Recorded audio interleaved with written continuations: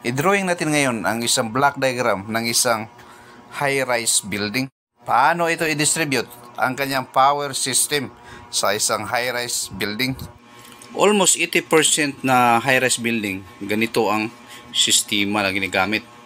So ito yung MBSG natin, medium voltage switchgear. Konektado yan doon sa BCB na isa ring panel na vacuum circuit breaker. So mayroon tayong dalawang system, BCB 1, mayroon tayong BCB 2, transformer 1, mayroon transformer 2. So ibig sabihin itong area pa lang ito, pwede na pagganahin ang building yan. Naging dalawa lang ito dahil backup ito. So dito lang gumagana na ang building sa ganitong diagram. So from MBSG, medium voltage switchgear, mayroon yang 23 to 24 kilovolt papunta sa BCB, vacuum circuit breaker. Galing sa BCB, papasok yan doon sa transformer. Depende yan sa transformer, ang connection sa transformer. Mayroong Y delta, mayroon ring delta Y. So, i-transform yan from 24 kilovolt to 400 volts. Ito ay step down transformer. Naka 3-piece connection ng ating power supply. Papasok yan doon sa main breaker natin sa Meralco. Sa panel. Ito yung isang panel na naglalaman ng dalawang breaker. Breaker ng main sa Meralco at breaker ng genset. So papunta yan dito sa kabilang, konektado yan dito sa kabilang panel. Ito yung ATS, automatic transfer switch, na naglalaman din ng dalawang breaker sa main at saka para sa genset. So ibig sabihin, pag halimbawa ito hindi nag-malfunction, ito under maintenance, itong sa power provider natin galing sa MBSG, BCB, transformer, mag-automatic transfer switch ito. So automatic umandar yung genset natin. So ang supply natin galing sa genset papunta dito sa ating feeder 1. So halimbawa itong yung system na gumagana ngayon, feeder 1. Pa itong feeder, ito yung bus duct na papunta doon sa taas ng building, sa bawat palapag. Sa bawat palapag ng building, ito yung gumagana. Ito yung mag-supply. So galing dito, bus duct, papunta yan sa taas ng building. Halimbawa, 3rd floor, 4th, 5th, 6th. So ito yung bawat palapag. So sa bawat palapag ng building, mayroon niyang electrical room, EE room. So bawat palapag mayroon niyang tig-isang electrical room. So galing dito sa electrical room, mayroon niyang panel sa ating bus duct. Nakakonekta yan doon sa ating MTS or manual transfer switch. Doon nakalagay, naka-banking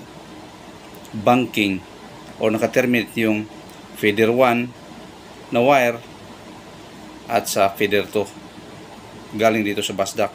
So galing sa MTS, papasok naman, mag-wiring naman ulit papunta sa main distribution panel sa MDP. Saka na ito galing sa MDP papunta na doon sa supply ng floor ng building. So dito masusupplyan na dito yung mga ECU, FCU, lighting outlet at saka convenience outlet. Lahat ng kailangang supplyan dyan ay galing dito sa main distribution panel. Galing yan sa manual transfer switch. So dito magagamit mo, pipili ka dyan kung saan ang gagamitin mo. Kung halimbawa galing dito sa feeder 1 ang gagamitin natin, dito ka mag-on sa feeder 1.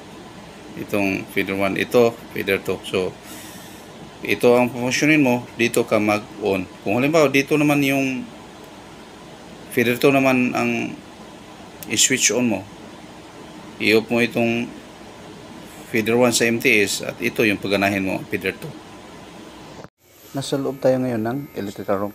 Ito yung sinasabi ko kanina na bus duct 1, bus duct 2 or feeder 1, feeder 2.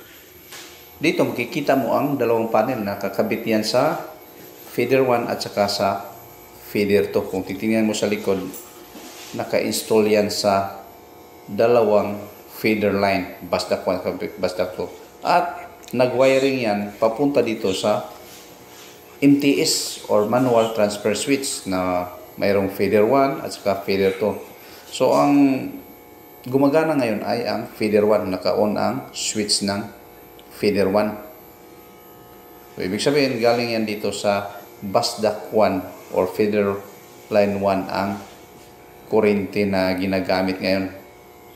Dito rin sa loob ng electrical room, ikabit ang electric meter para malalaman mo ang konsumo ng kuryente ng tenant na sinusuplayan mo ng kuryente. So, iset mo lang yan kung i-reading mo yung normal energy, iset mo sa normal. At pwede rin sa emergency, yung generator na ang ginagamit. Example, ito. Under maintenance. Itong feeder 1 under maintenance. Ito ang pagganahin natin. Itong feeder 2. So ito yung mag-supply. Kung halimbawa mag-burn out, itong generator to ang gumagana. Supply siya sa feeder 2 sa pamamagitan ng automatic transfer switch. Kung halimbawa ito naman yung under maintenance, so itong feeder 1 ang gagamitin. So either itong, kung normal ang operation, Meralco power provider ang gumagana, so itong Meralco galing sa MSG, dadaan dyan papunta doon sa basdak. At kung brownout naman, ang genset naman ang pagganahin sa pamamagitan ng ETS, supply pa rin siya ng kuryente papunta sa basdak.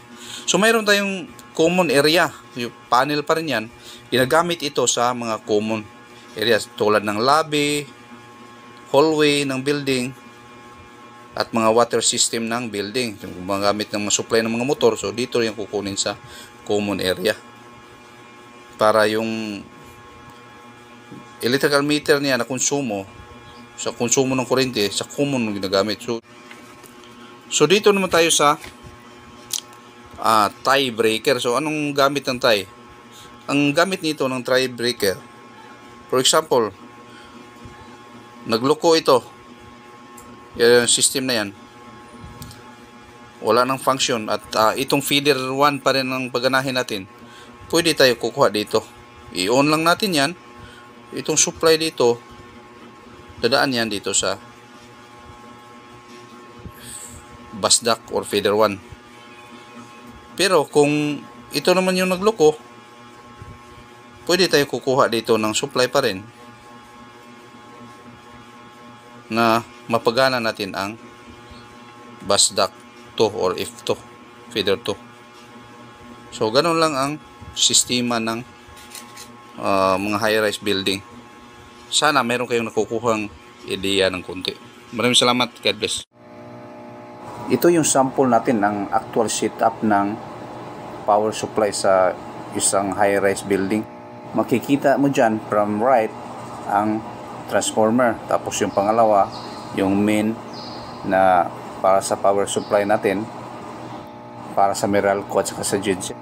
Tapos yung pangatlong panel na yan ay yun ang tinatawag na ETS. At yung pang-apat ay para sa feeder line natin. Tapos dito mayroon tayong dalawang genset generator, no? Genset 1 at saka genset 2. Ito yung gumagana kung alin ang feeder na gagamitin. Kung halimbawa walang supply ang building galing sa Meralco, so ito ang paggaganahin. Pumili ka lang dyan, genset 1 ba at genset 2 ba. Laging may backup para kung pumaltos yung isang generator, ang isa naman ang gagamitin.